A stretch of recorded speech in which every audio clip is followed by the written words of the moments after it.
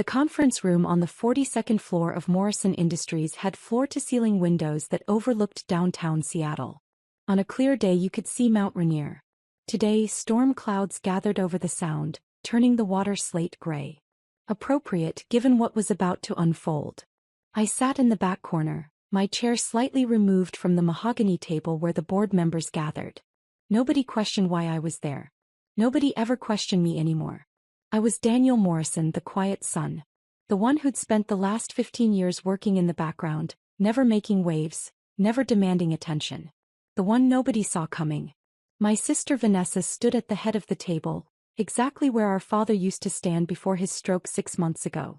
She wore a red power suit that probably cost $5,000 and an expression of absolute certainty. Behind her, our mother dabbed at her eyes with a handkerchief. Uncle Thomas, Dad's brother and the VP of Operations, nodded encouragingly.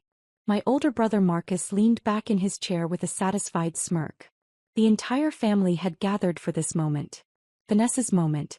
As you all know, Vanessa began, her voice carrying the tone she'd perfected at Harvard Business School, our father's health situation has created a leadership vacuum. Morrison Industries needs strong, decisive leadership to navigate the challenges ahead. The markets are volatile. Our competitors are circling. We cannot afford to drift. She clicked a remote and a presentation appeared on the screen behind her. I've spent the last 6 months developing a comprehensive restructuring plan. We're going to streamline operations, divest underperforming divisions and refocus on our core competencies. Under my leadership, Morrison Industries will emerge leaner, stronger and more profitable than ever. The family members around the table nodded. Marcus actually started a slow clap that died quickly when nobody joined him. I'm proposing that the board vote today to install me as CEO, effective immediately, Vanessa continued. I've already secured proxy votes from Mother, Marcus, Uncle Thomas and Aunt Caroline. That represents 42% of the family shares. Combined with the institutional investors who've committed to supporting new leadership, we have more than enough to approve this transition. Robert Chin, our CFO for the past 20 years, cleared his throat softly. Vanessa ignored him. Additionally, I'm recommending we implement my restructuring plan within the next 90 days. This will involve selling off the manufacturing division in Ohio. The one Dad built from the ground up, I said quietly from my corner. Everyone turned to look at me. I rarely spoke in meetings. I was the overlooked son, the one who'd chosen to work in product development instead of pursuing the executive track. The one content to tinker with designs while my siblings fought for position. The Ohio plant is hemorrhaging money, Vanessa said, not quite hiding her irritation at the interruption. Sentiment doesn't pay dividends, Daniel. Dad would understand that. Would he? Yes. He was a businessman first. He'd want us to make smart decisions, not emotional ones. Smart decisions, I repeated. Is that what you're calling this? Marcus leaned forward. What's your problem, Danny? You've never cared about the business side of things. You're happy in your lab playing with prototypes. Let the adults handle strategy. I smiled slightly. I'm 38, Marcus. I stopped being Danny about 20 years ago. You know what he means, Vanessa interjected. You've never shown interest in running the company. You've never positioned yourself for leadership. So why start now? I'm not starting now. I'm finishing what I started 15 months ago. Silence fell over the room. Robert Chen's expression didn't change, but I caught the slightest twitch at the corner of his mouth. He knew what was coming. He'd been preparing for this moment since last year. What are you talking about? My mother asked, confusion crossing her face. Daniel, Robert said carefully, perhaps now would be an appropriate time to share the documentation we discussed? I nodded and pulled out my phone. A moment later, the screen behind Vanessa changed. Her restructuring plan disappeared, replaced by a different document entirely. This is a stock transfer agreement, I said calmly, dated March 15th of last year, 15 months ago. It transfers 90% of Morrison Industries shares from our father to me. The transfer was completed, filed, and recorded 6 weeks before Dad's stroke. The room erupted. That's impossible, Vanessa said, but her voice had lost its certainty. It's public record, Robert confirmed. Filed with the SEC, registered with the state, completely legal and binding. Daniel Morrison currently owns 90% of Morrison Industries. He has been the majority shareholder for 15 months. Dad would never, Marcus started. Dad did, I interrupted. We spent 18 months discussing it, working through the details, planning the transition. He wanted to make sure the company stayed in the family, stayed true to its mission, and stayed under leadership that understood what he'd built. My mother stared at me like I was a stranger. Why didn't you tell us? Because Dad asked me not to. He wanted to see how things would play out naturally. He wanted to see who would step up for the right reasons and who would scramble for power. This is insane, Vanessa said, her composure cracking. You can't just drop this on us. You can't. I didn't drop anything, Vanessa. The information has been publicly available for over a year. You never bothered to check. None of you did. You all assumed that because I worked in product development, because I didn't fight for the spotlight, I wasn't involved in the business side. Uncle Thomas found his voice. Even if this is true, you can't run this company alone. You don't have the experience, the education, the MBA from Wharton? I finished. Actually, I do. I completed it online over the past 3 years. Graduated summa cum laude. Dad helped me navigate the program while maintaining my role in product development. You've been working on an MBA in secret? Marcus asked incredulously. Not in secret. I just didn't announce it. There's a difference. Vanessa's hands were shaking slightly.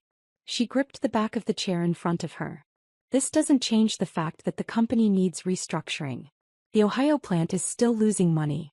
The market conditions are still challenging. Your ownership doesn't magically fix those problems. You're right, I agreed. Which is why I've been fixing them for the past 15 months. I clicked my phone again. New data appeared on the screen. The Ohio plant stopped losing money 7 months ago. It became profitable again last quarter.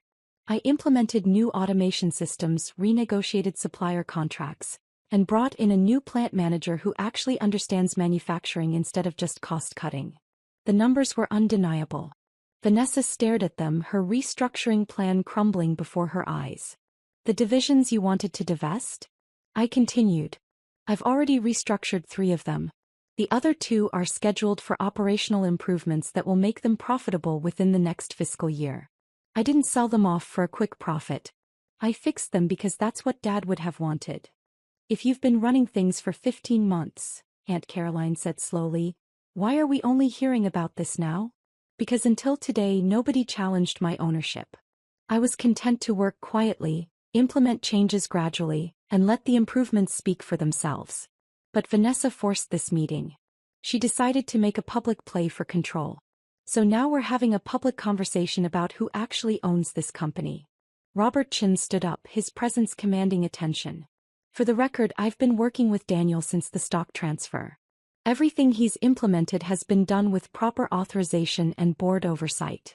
The board members who actually read the quarterly reports have been aware of his initiatives. They've been voting on his proposals for over a year.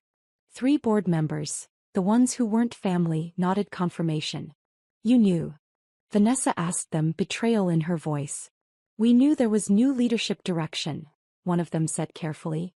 We were told the family was aware of the ownership structure. We had no reason to question it. Because you assumed, I said quietly. Just like Vanessa assumed. Just like Marcus assumed. You all assumed that because I didn't broadcast my role, I didn't have one.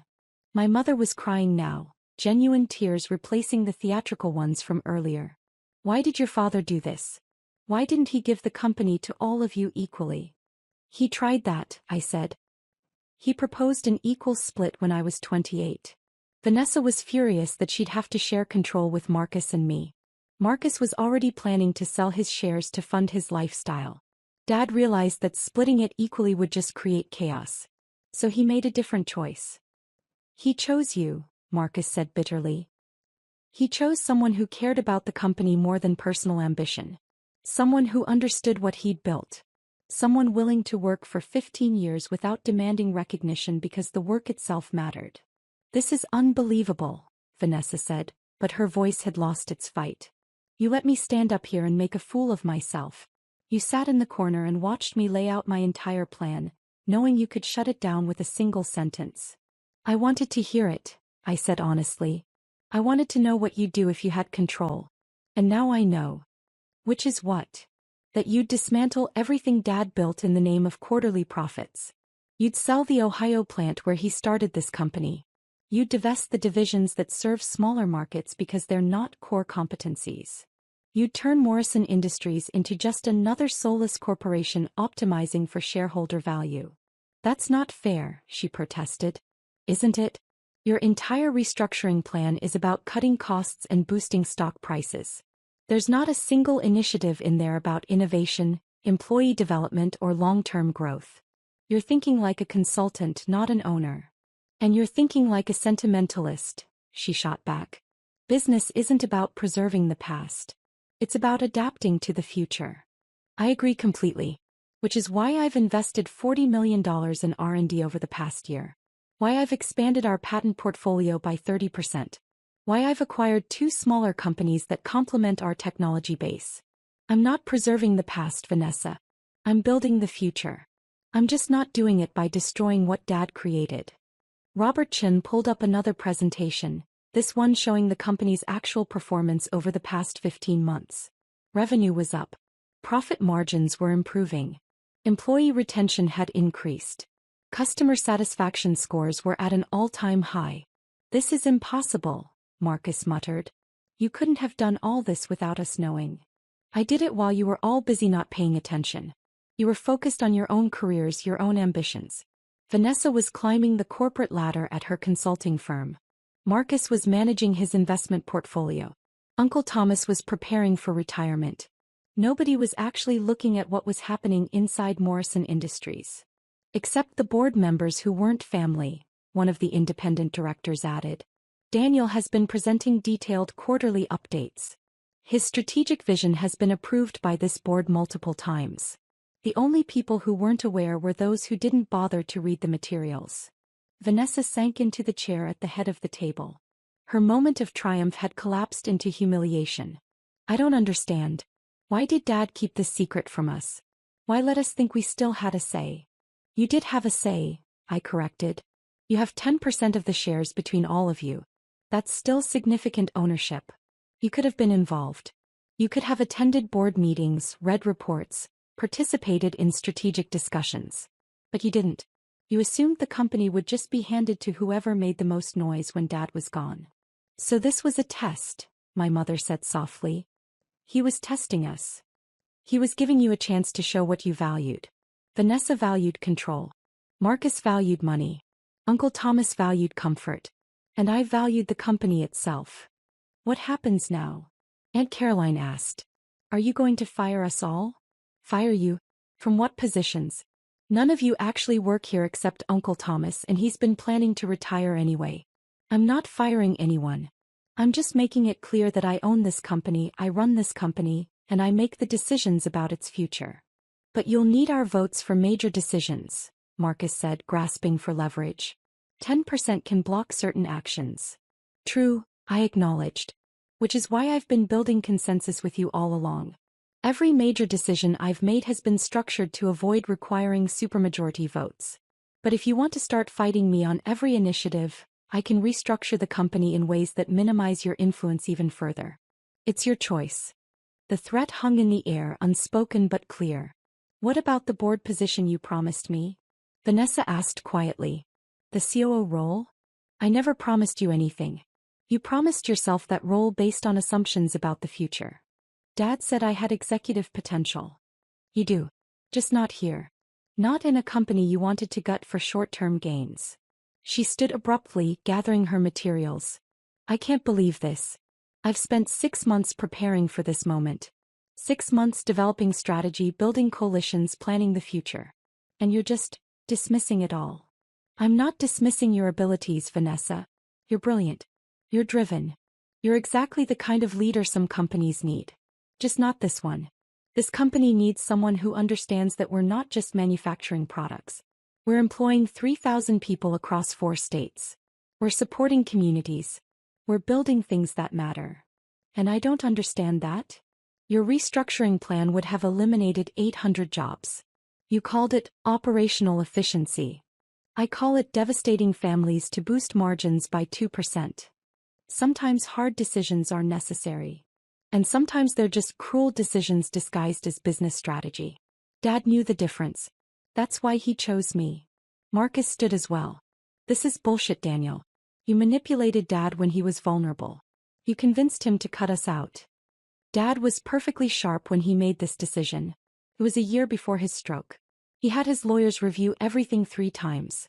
He consulted with estate planners, tax advisors, and business strategists. This wasn't a whim. It was a carefully considered choice. A choice to betray his family. A choice to protect his company. And if you can't see the difference, that's exactly why you weren't chosen. My brother's face went red. You're not better than us. You're just sneakier. More manipulative. I'm more patient, I corrected. There's a difference. I spent 15 years learning every aspect of this business. Not just product development but operations, finance, strategy, human resources. I worked 60-hour weeks while you were vacationing in Europe. I earned this, Marcus. Dad didn't give it to me. I proved I deserved it. By hiding what you were doing. By doing the work without needing applause. By caring about results more than recognition. By being exactly what Dad needed when he needed it. Uncle Thomas stood slowly, his weathered face thoughtful. Your father talked to me about this, you know. About a year before the transfer. He asked me what I thought about the succession plan. Everyone turned to look at him. I told him he should split it equally. Keep the peace. Avoid conflict. And you know what he said to me? He said, Thomas, I didn't build this company to keep the peace. I built it to last. And only one of my children understands what that means. He meant Daniel, my mother whispered. He meant the one willing to sacrifice personal glory for company success. The one who'd work in obscurity if it meant the business thrived. He knew Vanessa would want to reshape the company in her image. He knew Marcus would sell his shares the moment things got difficult. And he knew Daniel would protect what he'd built, even if nobody appreciated it. Did you know? Vanessa asked Uncle Thomas. About the transfer? Not officially. But I suspected. The way your father talked about Daniel.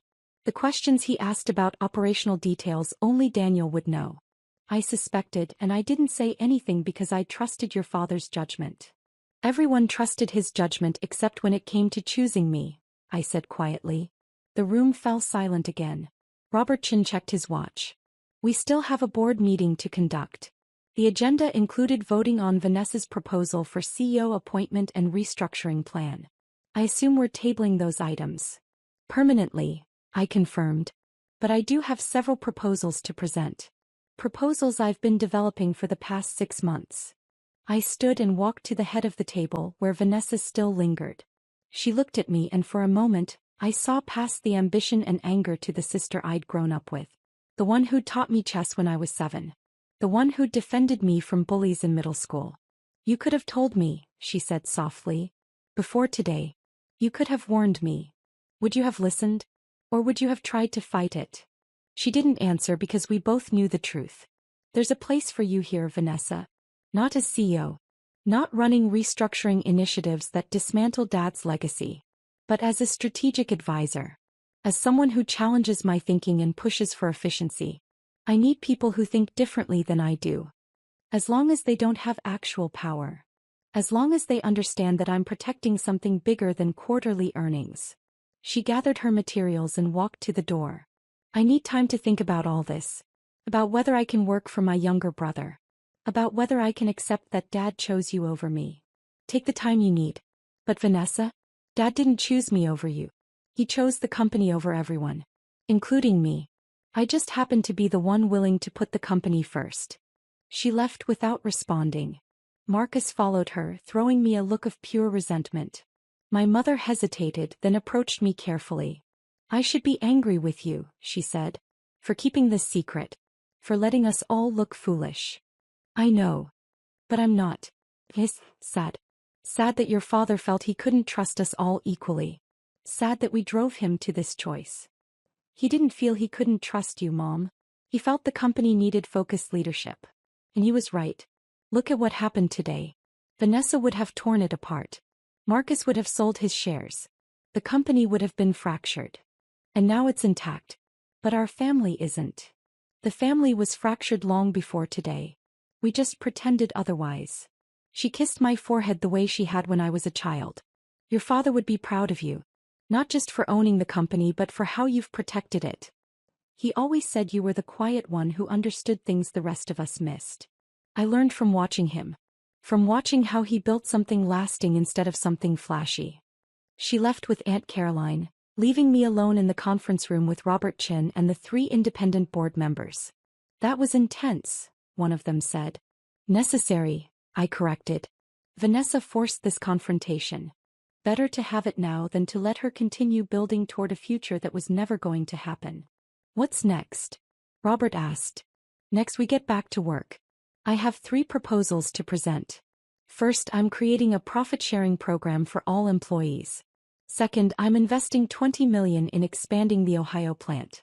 And third, I'm establishing a foundation in Dad's name to support manufacturing education and apprenticeships.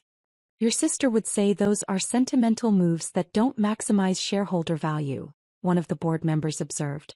My sister isn't a shareholder anymore, I said calmly. I made her and Marcus an offer last month through intermediaries. Bought out most of their remaining shares at a 30% premium. They each retained 2% for family reasons but they're minority holders now. They just didn't realize the timing of when I'd make it public. Robert Chin actually laughed. You bought them out before this meeting? I wanted them to have an exit if they wanted one. And I wanted to ensure they couldn't block initiatives that matter to me. Everyone got what they needed.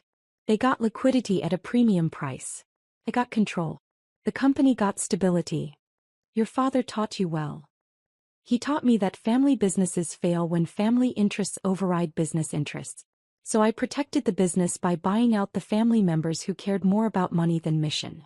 What about the ones who didn't sell? Uncle Thomas kept his shares because he believes in what we're building. Mom kept hers because she loves Dad's legacy. Aunt Caroline sold half and kept half because she's practical. Everyone made their choice freely. I looked out the window at the storm clouds gathering over Seattle. Somewhere in this city, my father was in a rehabilitation facility recovering from his stroke. He couldn't speak yet, couldn't walk, couldn't communicate much beyond squeezing hands and moving his eyes. But when I'd visited him yesterday and told him that Vanessa was making her move, that the moment we'd planned for was coming, he'd squeezed my hand 3 times. Our signal. The one that meant, I trust you. Let's continue the meeting, I said, turning back to the board. We have a company to run. A blog. 6 months after that board meeting, Morrison Industries announced its most profitable quarter in company history. The Ohio plant was running at 112% capacity. The divisions Vanessa wanted to sell had all become profitable. Our employee satisfaction scores were the highest in the industry. Vanessa accepted a CEO position at a consulting firm in New York. She sent me a congratulations email when our quarterly numbers came out. We still don't talk much, but the animosity has faded into something more like respectful distance. Marcus invested his buyout money in cryptocurrency and lost 40% of it in a market crash. He calls occasionally, asking about board positions or consulting opportunities. I keep telling him no. Some people need to learn the hard way that quick money isn't the same as built wealth. My mother visits Dad at the rehab facility every day. I join her 3 times a week. Last month, Dad spoke his first word since the stroke. Company. His second word was good. His third was Daniel. The therapist said it was remarkable progress. I said it was just Dad being Dad. Even when he could barely speak, he was checking on the business and letting me know I'd done right.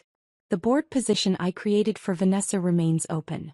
I'm not holding my breath for her to take it, but the offer stands. Because despite everything, she's my sister. And despite everything, she's brilliant at what she does. She just needed to learn what I learned 15 years ago. That the best kind of power isn't the kind you seize. It's the kind you earn so thoroughly that nobody can take it away. Morrison Industries is mine now. Not because I schemed for it. Not because I manipulated anyone. But because I spent 15 years becoming the person Dad needed me to be. The person the company needed. The quiet one who understood. And that understanding turned out to be worth 90% of everything.